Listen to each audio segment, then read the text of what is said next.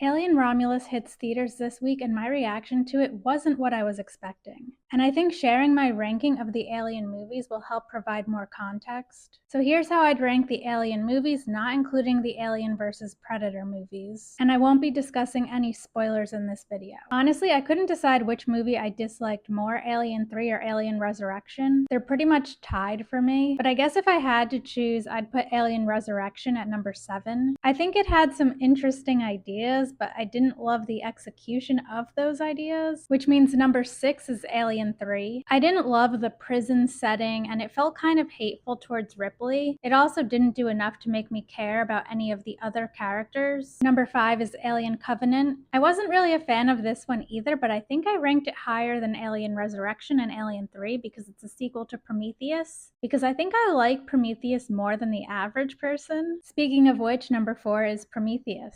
I think I'm a little biased with this one because one of my philosophy professors recommended it, and it has a lot of themes that were relevant to the class I was in at the time. Also, I'm just fascinated by the ideas it explores about technology and Greek mythology. Number 3 is Alien Romulus. Honestly, I was not excited for this movie, but I ended up loving it. I didn't rewatch or do anything to refresh my memory on the previous movies before seeing it, because I saw a quote from Comic-Con where Fede Alvarez said audiences don't need to see the other movies to understand this one, that there are a bunch of Easter eggs, but member berries cannot be the full meal, which I love because I used to find Easter eggs more enjoyable when they were subtle things that you might not even catch on your first viewing. But I don't like when it feels like the whole point of a movie is to cheer when someone makes a cameo or to laugh because you understood a reference. It feels like too many movies are using nostalgia to cover up for weak screenplays. So I went into Alien Romulus trying to see if this movie could stand on its own without the context of the original films. Had I not seen the other movies, this one would have still made perfect sense. And there are plenty of references to the previous films, some of which aren't subtle at all, but you don't need to understand those references to enjoy the movie, and I think that's the key. It feels like Fede Alvarez took the most interesting ideas from the previous films and rolled them into one movie, and that's part of why I loved it, but it's also why I could see other people hating it. I can definitely see people complaining that it's fan service or that it doesn't do anything original, but the thing is, obviously I don't love every Alien movie, so this one borrows some ideas from the movies that I wasn't a fan of and executes them in a more effective way. I understand the argument about fan service, but this movie actually does work on its own. And if the movie works without the context of the other Alien movies, then I don't need to be a fan of the Alien movies to enjoy it, so it's not fan service as far as I'm concerned.